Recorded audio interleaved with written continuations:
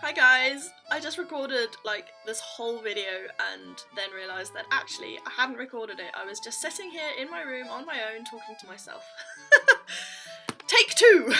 I have a Q&A this week, so I will get started on that. Laura Tyler asked, did you knit the throw cover on the bed? This is from last week's Floss Tube video where I was sitting on the floor and my bed was behind me and you could see a knitted throw behind me. This is it. And yes, I did make this.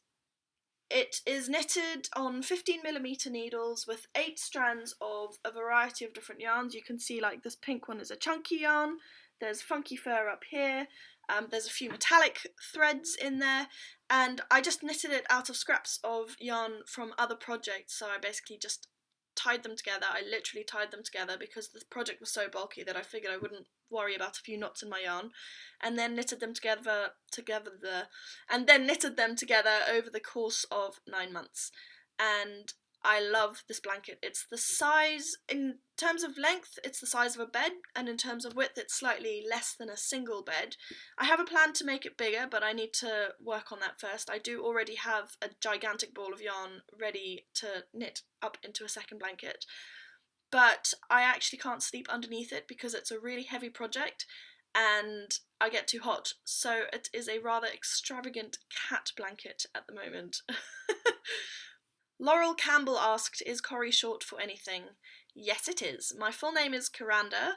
I was named after my great-grandfather, whose name was Corrado. He was Italian, and the male version of a name has an O on the end. The female version has an A on the end, hence Coranda. Rosa Cephalou, I don't know how to say your surname, I'm really sorry, asked, how was it with the needle and thread going through the fusible canvas stuff? I feel like it would get sticky. This was from the video where I was demonstrating the Custom by Me range, which is from DMC, and it's dissolvable canvas with a sticky back so that you can stick it straight onto whatever project you're doing and then embroider the design that is printed on the canvas. I was worried about that as well when I first tried it, but the adhesive on the back of the canvas is really, really weak, so you can reposition it easily if you decide that on first placement that it's not in the right place, which means that it doesn't really stick to the needle as you push it through. So I had no problems with stickiness whatsoever.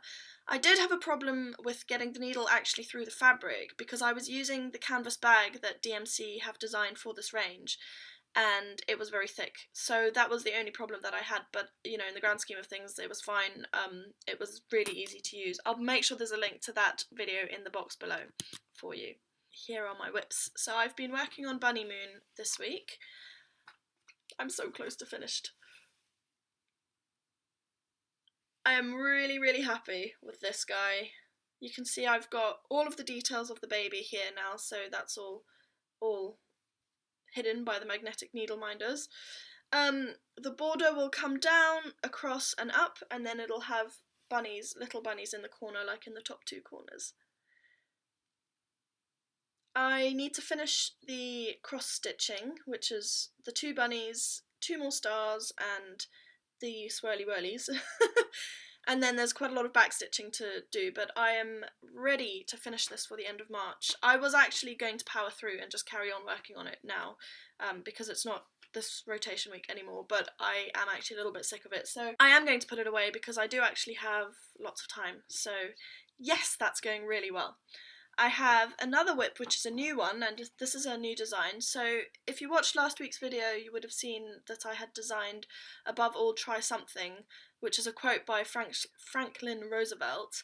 And I decided that I have a huge list of inspirational quotes, so I've decided that I'm just going to stitch them all. So this one is "Be nice to people," which is by Joshua D. Evans, who is a YouTuber. I'll put a link to his videos in the box below, and this is like his motto, and I think this is a really nice one. And I've done it in kind of a lighted letters style, like in the theatre or something, because that's what Joshua had at his wedding. He had one of these signs. I've put the Franklin Roosevelt pattern onto my Etsy shop, so there'll be a link to that below, and then I'm also going to do that with this, because if I'm doing the pattern for myself anyway, I may as well put it in my Etsy shop, why not? I don't know what I'm going to do with that when I'm done with it, but probably I'm going to have a wall of quotes. I think that sounds like a really nice thing to do.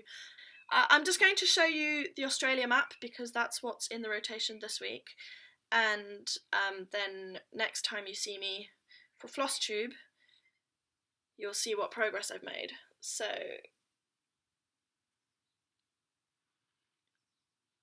I have a dirty confession. I have a haul. After going on last week about how I was trying not to have a haul because I didn't want people to deal with it when I died, I've actually put together a new design. I went and bought all the floss for it, and then I needed some new fabric, so I bought some 25 count even weave because I haven't tried it and I hear people talking about it all the time. So I bought some of that, and then I needed a new box to store my floss in, and then I also bought some new needles because they were on special offer. So I've got a bag of tricks, it's bobbins. I bought some new John James needles.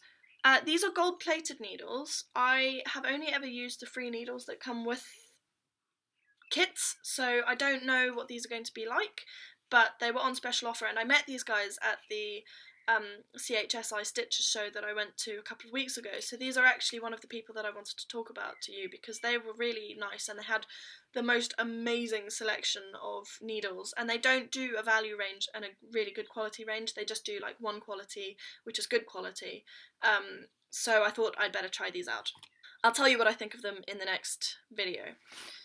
I bought so much floss. I bought like 50 skeins.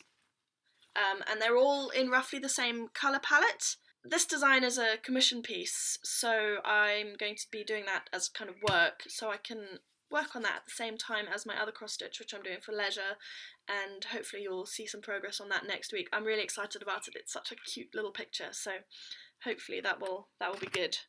And then just to show you my new bobbin box, and I got a new bobbin winder as well because I like to have a bobbin winder in each bobbin box, and then some new 25 count fabric. I also bought a new hoop. So this is the one that I have been using, and the new one is the small one.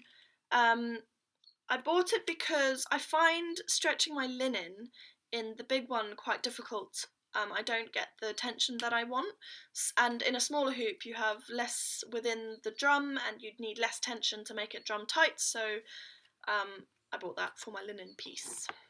I have one more exciting haul.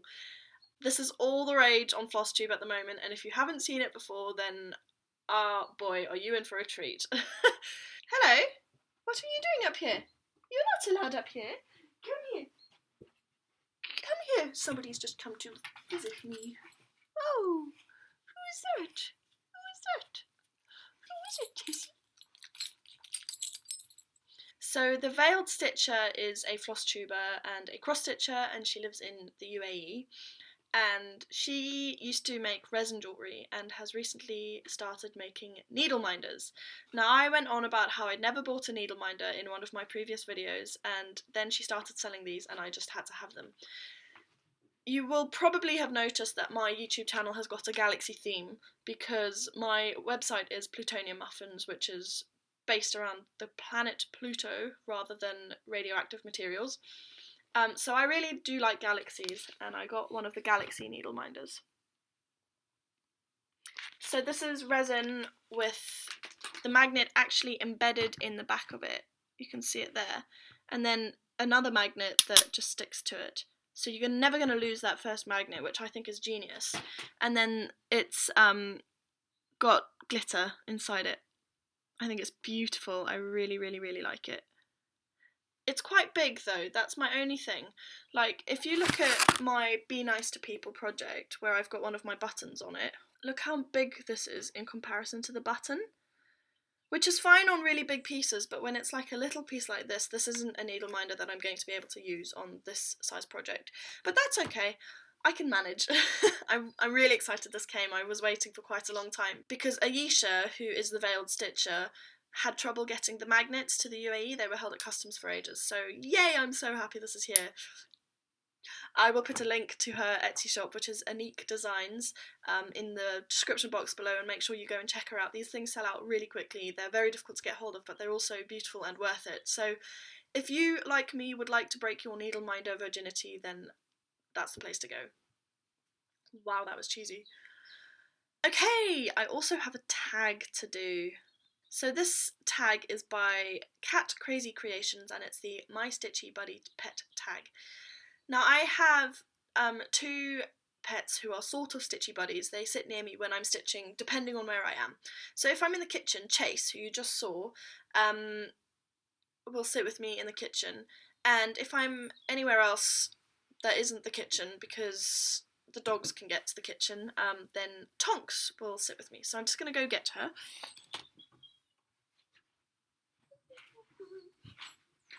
So this is Tonks. The first one is, who is your stitchy buddy, and give an introduction. Tonks is my cat. She's a moggy. She came to me last year, oh no, a year and a half ago now. I was living in a flat in London, and she just appeared in the flat one day as a really tiny kitten and has never left since. She is full of character. She loves living on the farm. She spends hours outside every day. She's a really good ratter. And yeah, she loves to sit with me. Chase, who you can see kind of sniffing around. I'm just going to put Tonks on the bed. There you go. Chase, come here. Chase, Chasey, come here. Chase, come here. Oh, this is Chase. Oh, he is a 5.5-month-old Kelpie Collie cross, and he's not allowed upstairs. I don't know why he's up here. Why are you up here, buddy? Why are you up here?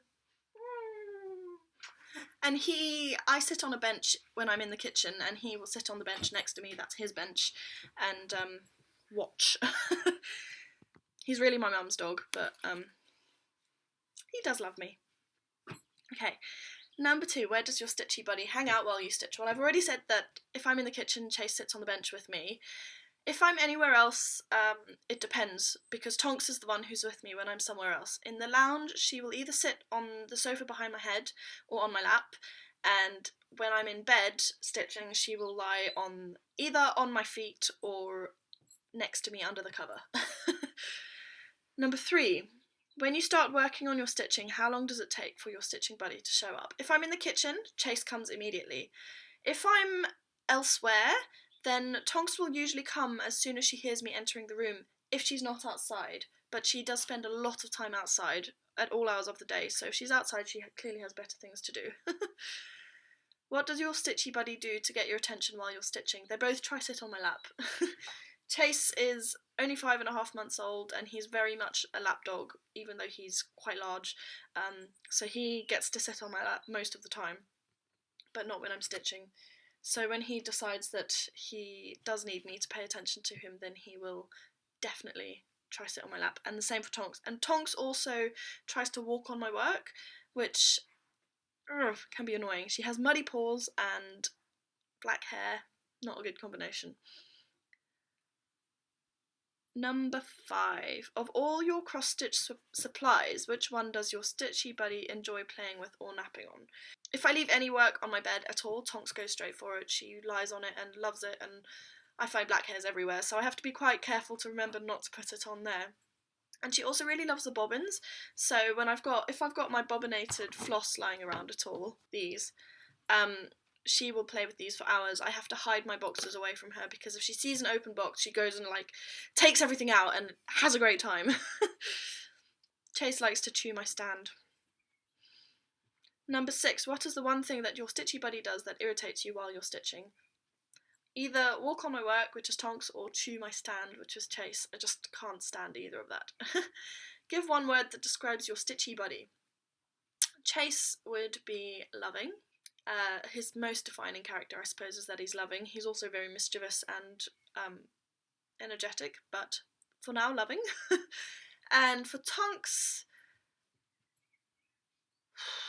independent. Definitely independent. She's a true cat. She does what she wants, and she won't let anybody tell her otherwise. So that's it for today. I am a bit confused. I've been interrupted a few times, so I hope I've covered everything that I plan to. If not, you'll just get it in the next video. I'm going to go downstairs and make myself some scrambled eggs now. If you like the video, then please do give it a thumbs up. I love to see that people are enjoying it. Please keep commenting. I love getting your comments. I reply to everything. And if you have any questions, then make sure to ask me. And lastly, if you would like to see more of my videos, then do subscribe. I'm starting a new series about my gluten-free journey because I'm going gluten-free for a month. I do weekly videos on a Friday about the farm, and I've also got loads of kind of health and beauty things to be getting along with. So I will see you on the web at some point soon. Bye!